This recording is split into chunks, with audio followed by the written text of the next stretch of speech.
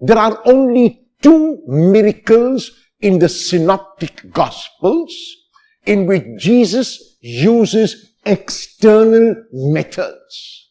The first of these is found in Mark chapter 7, verses 31 to 37, which is our text for today.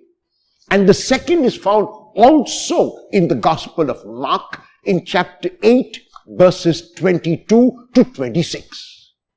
In almost every other case, Jesus heals with a word, and in some cases heals with a touch. But in these 2 miracles, he uses external methods, the methods of the Gentile faith healers of his time. At the beginning of the gospel text, we are told that Jesus is in Gentile territory. There is a saying in English which says, when in Rome, do as the Romans do, which means we must learn to adapt to situations. We must learn how to adjust to situations. We must respond by taking in our surroundings and responding accordingly. It means that we are clear in our perception and we are accurate in our response.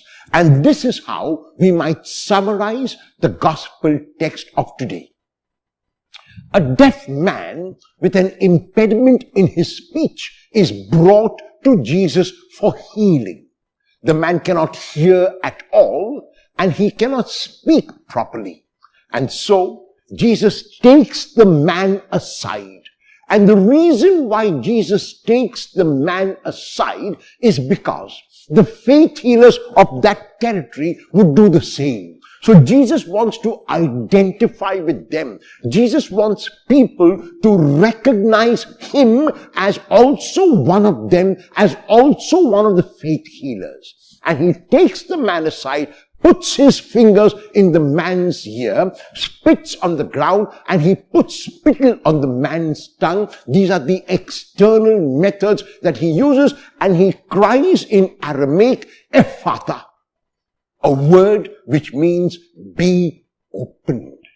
And the man is able to hear clearly. The man is able to speak clearly. The man has been made whole. Jesus was a man who never reacted to situations. He was a man who saw the surroundings of his area. He was clear with his perception. And because his perception was so clear, he was able to respond accurately. One such example is given to us in the gospel text of today. It is very likely that Jesus could have healed the man with a word like he did so many others.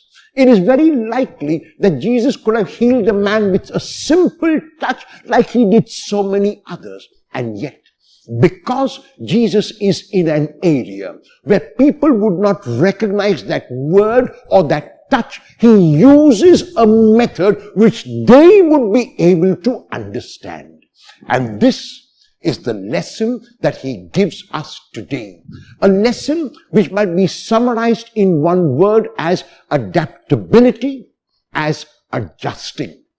Jesus does not impose his own traditions on the place where he goes, but he assimilates that tradition and makes it his own. Are you an outsider? Do you look at things only from outside, or do you get involved in the situation in which you are? Do you have clarity of perception of your surroundings so that your response can be accurate today?